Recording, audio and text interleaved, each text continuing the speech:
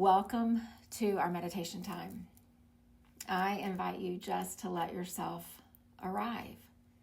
You already physically did it. You've chosen a spot to be. And now let all the other parts of yourself just arrive into this present moment. Arrive into this next breath coming in. And then watch that breath as it goes. And then we arrive with this present moment and this breath. And then we allow it to go. And this present moment way of living, it truly is like a new arrival with every breath that comes in. And as we learn to live from this space, from this way of being, we start to realize how beautiful that next inhale is. We don't just take for granted that it will come, but rather we really notice it. We arrive into that moment right alongside it. And when you're doing that, not just in meditation, but within your daily life, there's a lesser chance that you will miss the wonderful things that are happening in this present moment. And so just continue to breathe, continue to arrive to the here and the now. And our inspiration, as always, is grounded in one of the Yoga Sutras. And we are in the middle of this fourth book, this book that is all about just this beautiful, transcendent way of being. We've learned all the tools, all the resources along the way, and then this wonderful author of Patanjali spends the last book just talking about these different ways of us experiencing transcendence. And so this particular Yoga Sutra, I like to call it the one that's about going to the source. And I would invite you just to picture the last time that you had conflict with anyone, or you had maybe a misunderstanding, or there were assumptions that were made, but there was some kind of discord between you and someone else. And then as you just recall whatever that situation was, what I'd ask us each to do is just think, would you solve that disagreement, that assumption, that misunderstanding? Would you solve that by going and talking to everyone else in your life around the situation? Or would you solve it by going right back to the source where it happened? And I know that answer is so very obvious. We know that if we tend to go away from the source of where a problem or a disagreement happened, oftentimes we perpetuate it. We get our emotions all riled up. We rile up other people right alongside us, and then we just keep letting it just grow and fester and be. But when we go directly back to the source where our point of contention happened, we are able to get to the bottom of it much quicker and with less dysregulation. It doesn't mean that it won't be painful and that we will always agree, but there's less chance of misunderstanding and additional frustrations if we'll just go back to the source of wherever the problem began. If the problem or the disagreement was with your spouse, well, then you solve it with your spouse. If it was with your colleague at the office, you solve it with your colleague at the office.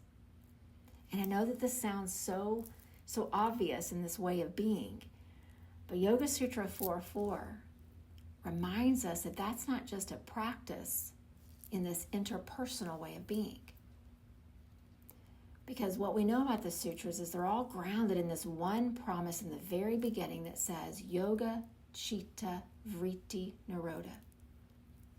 This practice of yoga and meditation and mindful living calms the disturbances in our minds.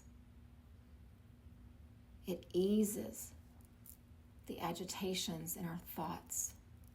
It lessens the discord in our spirit.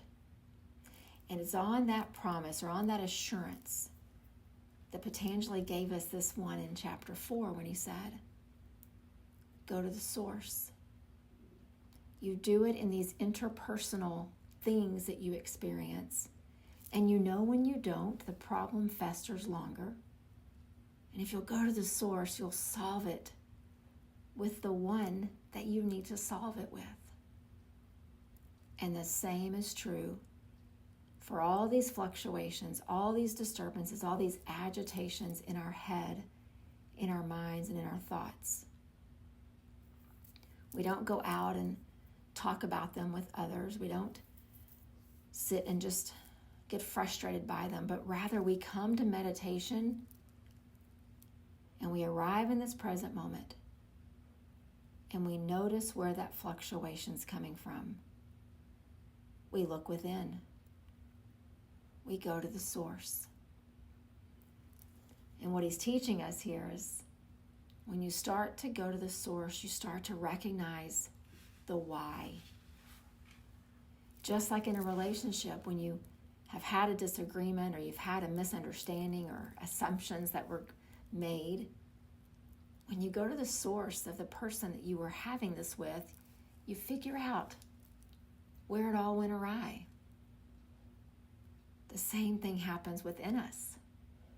When we sit in meditation with ourselves and we watch these thoughts come in and go out, and we notice which ones that we naturally try to follow, we notice which ones prick our nervous system and kind of make the edges feel a little jagged, we start to go right to the source and learn so very much about ourselves. And Patanjali says this is the path to transcendence. You can't get there around the corner on an alternative path. You have to go directly to the source, and the source is you. And so I thought we would just practice that for just these next couple of minutes. I would like us just to watch our thoughts. The same way you watch that breath coming in, you feel those lungs, the ribs moving, and then you watch the breath go out. Let's do the same thing with our thoughts. Notice if you hear a sound in the room. Do you stay here in the present moment, or do you notice a sound and come right back, or do you notice a sound and then you're lost, following it, wondering what's going on over there? Or if a thought comes in about something that happened today, do you sit and ruminate on that, or do you notice the thought came up and you come right back here and you arrive at this present moment? And so we don't do this with judgment, we don't do this with criticism. It's just a watching and witnessing practice. Doing what Patanjali taught us, go to the source. The fluctuations of your mind will come. Watch them. And then go to the source and figure out, why is it that you follow some? And why is it that you don't? And so let's just pause here in your safe space where you are of comfort and stability, me and mine. Continuing to breathe, watching each present moment arrive, and watching those disturbances, the little ones, the neutral ones, the big ones, and watch how you react to them. And just notice.